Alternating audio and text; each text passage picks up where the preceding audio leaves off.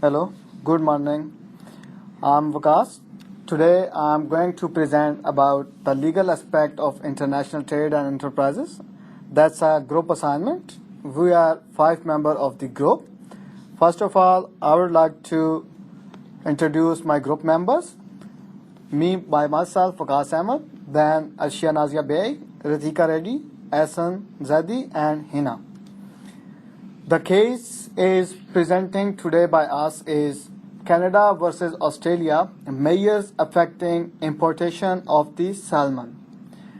In this case, there was two parties. One was claimant, and the claimant was Canada, and defendant was Australia. First of all, I would like to describe the issue of this case. The issue started in June 1975, and the issue was import restriction placed by Australia on salmon product, the importation of fresh, frozen or chilled salmon product from Canada, any source which was not permitted. As discussed by Vikas earlier in the slides, I would like to continue with my next claim of Canada and Australia. The claimant party being represented is Canada, as explained earlier, and the defendant party is Australia. As per the claim of Canada, the Canadian Food Inspection Agency CFIA verifies that exported food and food products meet the Canadian standards just as an importing country would. Canadian government do respect the government standards in regards to food and food products. In the following case, Canada has implemented the Fish Inspection Act to help regulate the export of fish and fish products. The efforts Canada has put towards achieving a substantial export in their fish, that was salmon, shows speculation towards Australia. Aquaculture in Australia, on the other hand, is the fastest growing primary industry, accounting for 34% of the country's seafood production. Salmon is a part of this movement across the country, with Atlantic salmon becoming a mainstream fish produced through the aquaculture systems. Salmon farms are found in Tasmania, Victoria, South Australia, while they are making an effort to improve salmon farming offshore and onshore. To regulate the quarantine import and export inspection and certification is essential in maintaining Australia's highly favourable animal, planet and human health. It minimises the risk of exotic pests and diseases to protect Australia's agriculture industries and environment. This is done through AQIS, that is Australian Quarantine and Inspection Service, part of the Australian Government Department of Agriculture, Fisheries and Forestry. It controls at Australian borders to reduce the risk entering into the country, thus providing inspection and certification to help retain Australia's highly favourable animal, planet and human health status and wide access to export markets in overseas. Hello, I would like to discuss further about it. Let's start with it. 1975 to 1993, numerous exchanges were made in Canada at ministerial and official levels on Australia's restrictions on salmon. In January 1994, Canada requested consultations in the GATT, wherein March 1994 consultation held with Canada in the GATT. Now I would like to explain about GATT. What is GATT? GATT is a General Agreement on Tariffs and Trade. GATT was a multilateral agreement regulating international trade. According to its preamble, its purpose was the substantial reduction of tariffs and other trade barriers and the elimination of preferences on a reciprocal and mutually advantageous basis. In July to August 1994, AQIS Australia sends technical delegations to Canada and USA, included industry member, wherein December 1994 it is said that preliminary draft import risk analysis was provided to Tasmanian Salmon Growers Association, Canada, USA and CSIRO for technical review. On 5th October 1995, it was said that Canada requested consultations with Australia in respect of Australia's prohibition of imports of salmon from Canada based on a quarantine regulation. Canada alleged that the prohibition is inconsistent with Article 12 and 13 of the GATT in 1994 and also inconsistent with the SPS's agreement. Now I would like to explain about the SPS agreement. What is SPS agreement?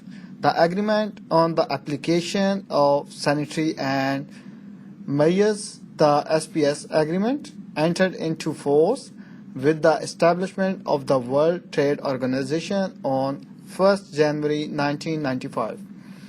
It concerns the application of food safety and animal and plant health regulation. On October 1995, Canada made a request to World Trade Organization for consultation, and further November 1995, World Trade Organization consultation held with Canada. Then 20th of December 1996, AQIS decision on salmon announced existing ban on uncooked salmon maintained. And then January 1997, final report was circulated. Establishment of a panel. On 7th March 1997, the panel was established. Canada challenges Australia's decision in the World Trade Organization and requested the establishment of a World Trade Organization dispute settlement panel.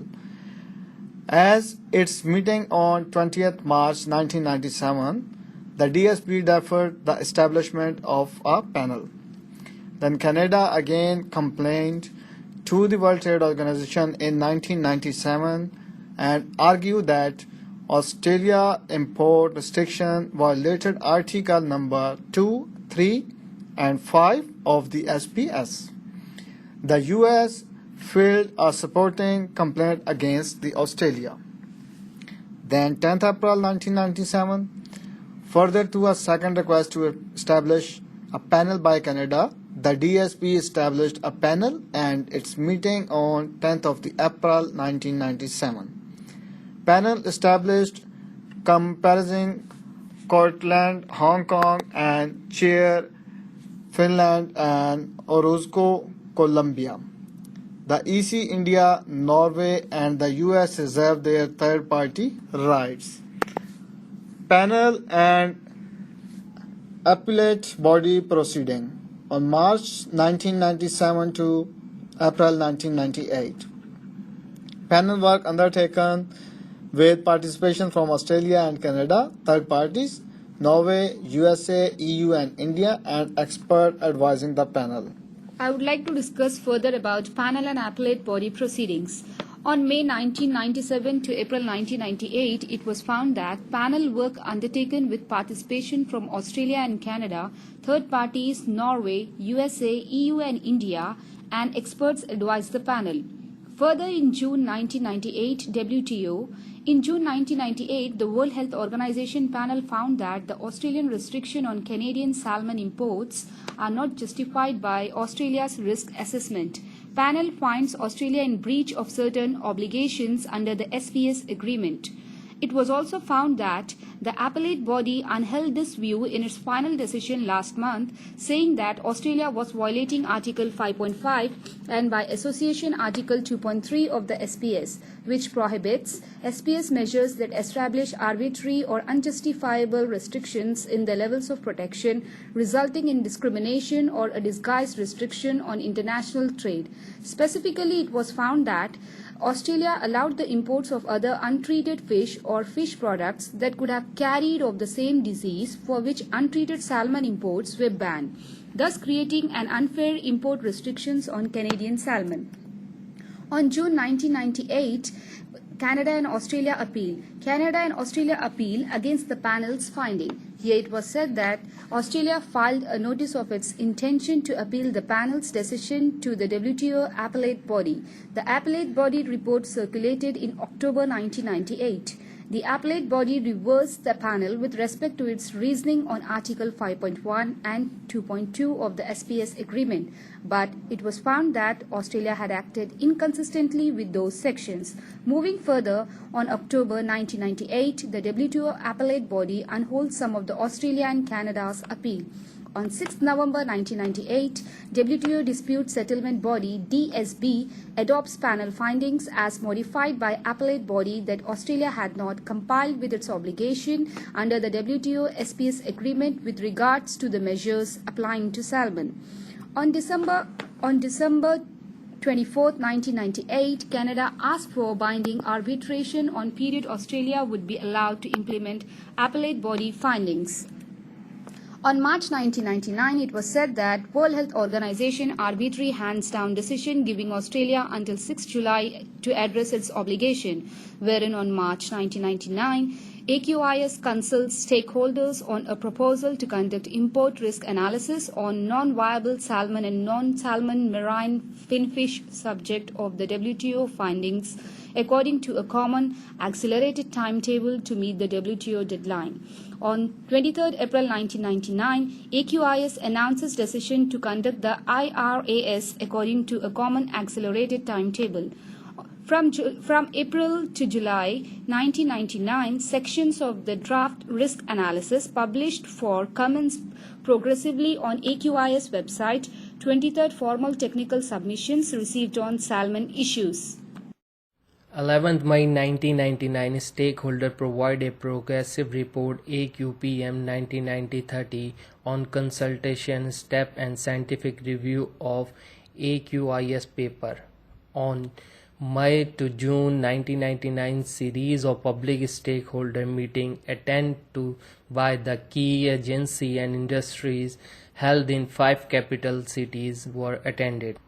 15 July 1999, prior to initiation 15 July 1999 of the compliance proceeding on Canada request, the DSBS authorization pursuant to Article 22.2 of the DSU, the suspend consecutions to Australia for its non-compliance with the recommendation of the DSB in this matter. Announcement of AQIS policies.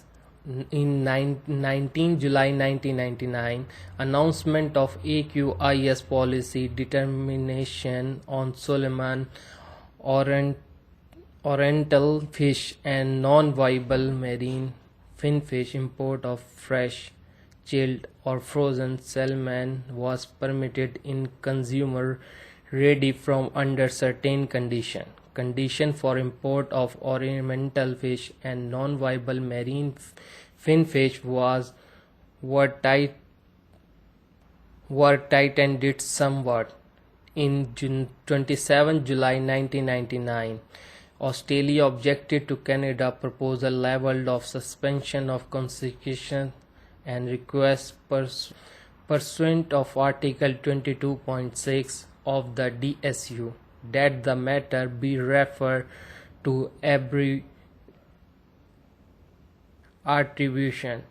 At its meeting on 28 July 1999, the DSB referred the matter to arbitration. Now, Dispute Settlement Body, 28 July 1999, DSB agree to Canada request for the establishment of the Article 21.5 Dispute Settlement Panel on whether Australian new measure conform with WTO obligation. 7th September 1999, the arbitrator was composed as was agreed at the DSB meeting on 28 July 1999. The proceedings were suspended until after the compliance proceeding. After all, implementation of adopted report. 17th May 2000, Minister for Trade of Australia announced reserve quarantine requirement acceptable to Canada, which eliminate weight criterion for consumer readiness. 18th May 2000, at the DSB meeting on 18 May 2000, Canada announced that it had concluded an agreement with Australia to resolve this long-standing dispute. The text of the agreement was in plain language and in the form of exchange of 2 letters between the parties.